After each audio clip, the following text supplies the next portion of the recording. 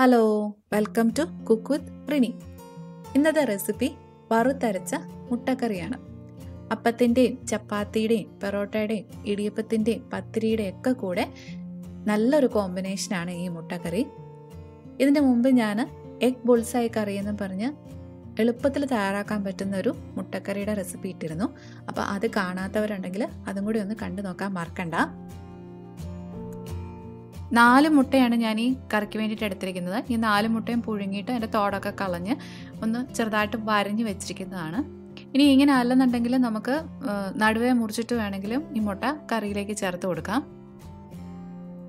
ഇത് കൂടാതെ വേണ്ടുന്നത് ഒരു വലിയ സവോള ഇതുപോലെ ചെറുതായിട്ട് അരിഞ്ഞെടുത്തിരിക്കുന്നത്, പിന്നെ ഒരു മീഡിയം തക്കാളി ചെറുതായിട്ട് അരിഞ്ഞെടുത്ത് വെച്ചത്, നമ്മുടെ എരിവിന് ആവശ്യമായിട്ടുള്ള പച്ചമുളക് വേണം. ഞാനിപ്പോൾ ഇവിടെ 4 പച്ചമുളകാണ് ഇവിടെ കീറി എടുത്ത് വെച്ചിരിക്കുന്നത്. 4 വലിയ അല്ലി വെളുത്തുള്ളി ചെറുതായിട്ട് അരിഞ്ഞെടുത്ത് വെച്ചിട്ടുണ്ട്. ഒരു കഷ്ണം ഇഞ്ചിയും ചെറുതായിട്ട് അരിഞ്ഞെടുത്ത് വെച്ചിട്ടുണ്ട്. പിന്നെ കുറച്ച് മല്ലിയില, കുറച്ച് കറിവേപ്പില. ഇനി വേണ്ടുന്നത് 1 കപ്പ് തേങ്ങ ചിരകിയതാണ്. പിന്നെ 1.5 ടീസ്പൂൺ മല്ലിപ്പൊടി, 1/2 ടീസ്പൂൺ മഞ്ഞൾപ്പൊടി, 1/2 ടീസ്പൂൺ മുളക് പൊടി. ഞാനിവിടെ എരിവുള്ള മുളക് പൊടി തന്നെയാണ് എടുത്തിരിക്കുന്നത്.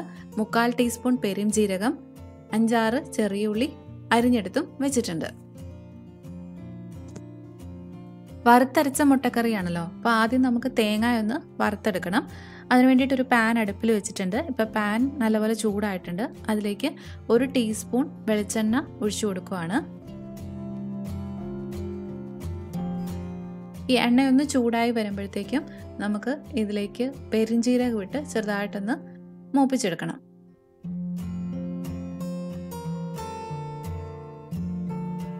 പെരുംജീരകം മൂത്ത് വരുമ്പോഴത്തേക്കും ഇതിലേക്ക് നമുക്ക് ചെറിയുള്ളി ചേർത്ത് കൊടുക്കാം. ചെറിയുള്ളി ഒരുപാടങ്ങ് വഴറ്റേണ്ട ആവശ്യമൊന്നുമില്ല, ജസ്റ്റ് ഒന്ന് വാടി കിട്ടിയാൽ മതി.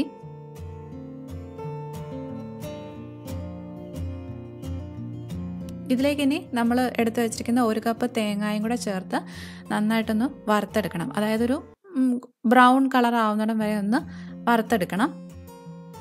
അപ്പോൾ ഒരു ലോ ടു മീഡിയം ഫ്ലെയിമിൽ ഇട്ടിട്ട് വേണം നമ്മളിത് വറുത്തെടുക്കാൻ വേണ്ടിയിട്ട്. ഇതിലേക്ക് നമുക്കൊരു 2-3 കറിവേപ്പിലയും കൂടെ ചേർത്ത് കൊടുക്കാം. നമ്മൾ തീയലിനൊക്കെ വറുത്തെടുക്കുന്ന പോലെ തന്നെ ആ ഒരു കളറ് കിട്ടുന്നിടം വരെ ഇങ്ങനെ ഇളക്കി കൊടുത്ത് വറുത്തുകൊണ്ടേയിരിക്കുക. തീ ഒരുപാട് കൂട്ടിയിടരുത്. കൂട്ടിയിട്ട് കഴിഞ്ഞ് കഴിഞ്ഞാൽ പെട്ടെന്ന് തേങ്ങ അങ്ങ് മൂത്ത് കരിഞ്ഞു പോകും.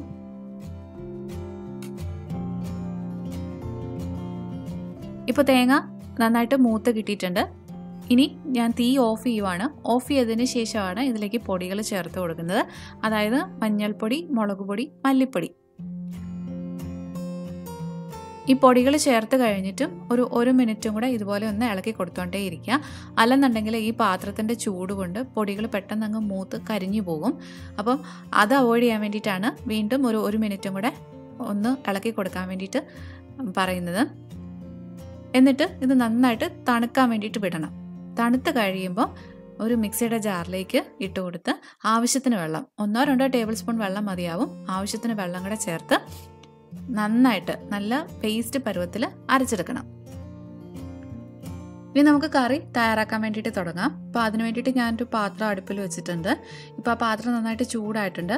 അപ്പോൾ അതിലേക്ക് ആവശ്യത്തിന് വെളിച്ചെണ്ണ ഒഴിച്ചു കൊടുക്കാം. എണ്ണയൊന്ന് ചൂടായി വരുമ്പോഴത്തേക്കും നമ്മൾ അരിഞ്ഞെടുത്ത് വെച്ചിരിക്കുന്ന സവോളയും കൂടി ഇതിലേക്ക് ചേർത്തൊന്ന് വഴറ്റിയെടുക്കണം.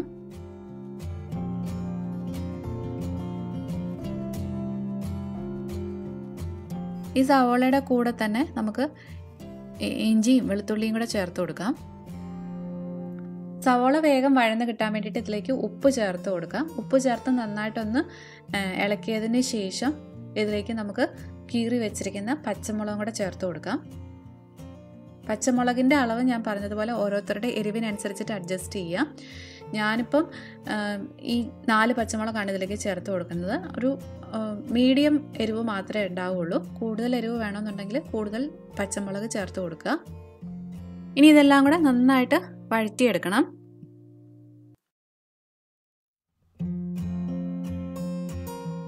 ഇപ്പോൾ നമ്മുടെ സവാളയൊക്കെ ഒരുവിധം വഴന്ന് കിട്ടിയിട്ടുണ്ട്. ഇനി ഇതിലേക്ക് ചെറുതായിട്ട് അരിഞ്ഞെടുത്ത് വെച്ചിരിക്കുന്ന തക്കാളിയും കൂടെ ചേർത്ത് തക്കാളിയൊക്കെ നന്നായിട്ട് ഉടഞ്ഞ് ഇതിലേക്ക് ചേരുന്നിടം വരെ ഒന്ന് വഴറ്റിയെടുക്കണം.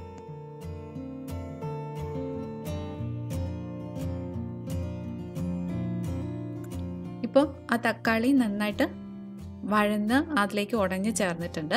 ഇനി ഇതിലേക്ക് നമ്മൾ പേസ്റ്റ് പരുവത്തിൽ അരച്ചെടുത്ത് വെച്ചിരിക്കുന്ന വറുത്ത തേങ്ങ ഉണ്ടല്ലോ, അത് ചേർത്ത് കൊടുക്കണം. എന്നിട്ട് ഈ എണ്ണയിലിട്ട് അതും കൂടെ ഒന്ന് മൂപ്പിച്ചെടുക്കണം.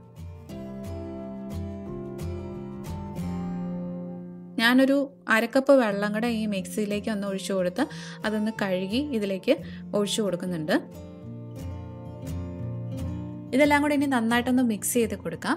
പിന്നെ ശ്രദ്ധിക്കേണ്ട ഒരു കാര്യം എന്താണെന്ന് വെച്ചാൽ തീ ലോ ഫ്ലെയിമിലേക്ക് മാറ്റിയിട്ട് വേണം ഈ തേങ്ങ ചേർത്ത് കൊടുക്കാൻ വേണ്ടിയിട്ട്. അല്ലെന്നുണ്ടെങ്കിൽ പെട്ടെന്ന് തേങ്ങ അങ്ങ് മൂത്ത് കരിഞ്ഞു പോകും. അപ്പോൾ ലോ ഫ്ലെയിമിൽ ഇട്ടിട്ട് തന്നെ ഒരു 3-4 മിനിറ്റ് ഇതുപോലെ ഇടയ്ക്കിടയ്ക്ക് ഇളക്കി കൊടുത്ത് അത് നന്നായിട്ടൊന്ന് മൂപ്പിച്ചെടുക്കണം. അതായത് ഇതൊന്ന് കുറുകി അതിനകത്ത് ആ എണ്ണ തെളിഞ്ഞ് വരുന്നിടം വരെ ഒന്ന് മൂപ്പിച്ചെടുക്കണം. ഇപ്പോൾ ആ തേങ്ങയൊക്കെ നന്നായിട്ട് മൂത്ത എണ്ണയൊക്കെ തെളിഞ്ഞ് വന്നിട്ടുണ്ട്. ഇതിനി ഒന്നുകൂടെ ഒന്ന് ഇളക്കി കൊടുത്തതിന് ശേഷം നമുക്ക് ഇതിലേക്ക് നമ്മുടെ ഗ്രേവിക്ക് ആവശ്യമായിട്ടുള്ള വെള്ളം ഒഴിച്ചു കൊടുക്കാം. ഞാനിപ്പോൾ ഇവിടെ 1 കപ്പ് വെള്ളമാണ് ഒഴിച്ചു കൊടുക്കുന്നത്. നമ്മളിതിലേക്ക് തേങ്ങയൊക്കെ വറുത്തരച്ച് ചേർത്തിരിക്കുന്നത് കൊണ്ട് തന്നെ കുറച്ച് തിക്കായിട്ടുള്ള ഗ്രേവി ആയിരിക്കും. അപ്പം 1 കപ്പ് വെള്ളം ഒഴിച്ചാലും അത്യാവശ്യം നല്ലപോലെ തിക്കായിട്ട് തന്നെ ഗ്രേവി ഇരിക്കും. അപ്പം നിങ്ങൾക്ക് എന്തേരം ഗ്രേവി വേണോ അത്രയും വെള്ളം ഒഴിച്ചു കൊടുക്കുക. വെള്ളം ചേർത്തതിന് ശേഷം ഇതെല്ലാം കൂടെ നന്നായിട്ടൊന്ന് മിക്സ് ചെയ്ത് കൊടുക്കണം. എന്നിട്ട് ബാക്കിയുള്ള കറിവേപ്പിലയും കൂടെ ഇതിലേക്ക് ചേർത്ത് കൊടുക്കാം. ഇനി തീ കൂട്ടി വെച്ചിട്ട് ഈ ഗ്രേവി നന്നായിട്ടൊന്ന് തിളപ്പിച്ചെടുക്കണം. ഇപ്പോൾ ആ ഗ്രേവിയൊക്കെ നന്നായിട്ട് തിളച്ച് വന്നിട്ടുണ്ട്. ഈ സമയത്ത് ഇതിൻ്റെ ഉപ്പ് നോക്കിയിട്ട് വേണമെന്നുണ്ടെങ്കിൽ കൂടുതൽ ചേർത്ത് കൊടുക്കണം. എനിക്കിപ്പോൾ കുറച്ചുകൂടെ ഉപ്പ് വേണം, അതുകൊണ്ട് കുറച്ച് ഉപ്പും കൂടെ നമുക്ക് ഇതിലേക്ക് ചേർത്ത് കൊടുക്കാം. അതെല്ലാം കൂടെ ഒന്നുകൂടെ ഒന്ന് മിക്സ് ചെയ്ത് കൊടുക്കാം. എന്നിട്ട് ഇതിലേക്ക് നമ്മൾ പുഴുങ്ങി വരഞ്ഞെടുത്ത് വെച്ചിരിക്കുന്ന മുട്ടയും കൂടെ ചേർത്ത് കൊടുക്കണം.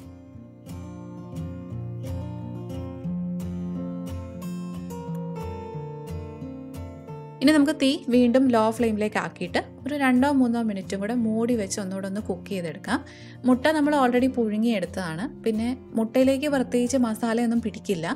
അപ്പോൾ അതുകൊണ്ടൊരു 2-3 മിനിറ്റ് തന്നെ ധാരാളമായിരിക്കും. ഇപ്പോൾ നമ്മൾ മൂടി വെച്ച് കുക്ക് ചെയ്യാൻ തുടങ്ങിയിട്ടൊരു 3 മിനിറ്റോളം ആയിട്ടുണ്ട്. ഇനി നമുക്ക് ഒന്ന് തുറക്കാം. തുറന്നതിന് ശേഷം നമ്മൾ എടുത്ത് വെച്ചിരുന്ന മല്ലിയില ഇതിലേക്ക് ചേർത്ത് കൊടുക്കാം. അതിൻ്റെ ഒപ്പം തന്നെ ഒരു നുള്ളു പഞ്ചസാരയും കൂടെ ഇതിലേക്ക് ചേർത്ത് കൊടുക്കാം. ടേസ്റ്റ് എല്ലാം കൂടെ ഒന്ന് ബാലൻസ് ചെയ്യാൻ വേണ്ടിയിട്ടാണ് നമ്മൾ ഈ പഞ്ചസാര ചേർത്ത് കൊടുക്കുന്നത്. ഇത് തികച്ചും ഓപ്ഷണലാണ്. അതും കൂടെ ചേർത്ത് ഒന്നുകൂടെ ഒന്ന് മിക്സ് ചെയ്ത് കൊടുത്തതിന് ശേഷം നമുക്ക് തീ ഓഫ് ചെയ്യാം. ഇപ്പം ഞാൻ മുട്ടക്കറി ഒരു സർവിങ് ബൗളിലേക്ക് മാറ്റിയിട്ടുണ്ട്. കുറച്ച് സമയം എടുത്തിട്ടാണ് ഈ കറി തയ്യാറാക്കുന്നതെങ്കിലും നല്ല ടേസ്റ്റിയാണ്. അപ്പോൾ എല്ലാവരും ഇത് ട്രൈ ചെയ്ത് നോക്കുക. ട്രൈ ചെയ്ത് നോക്കിയിട്ട് നിങ്ങളുടെ ഫീഡ്ബാക്സ് ഒക്കെ അറിയിക്കാൻ മറക്കരുത്. വീണ്ടും നല്ലൊരു റെസിപ്പി ആയിട്ട് കാണാം. അതുവരെ ബൈ.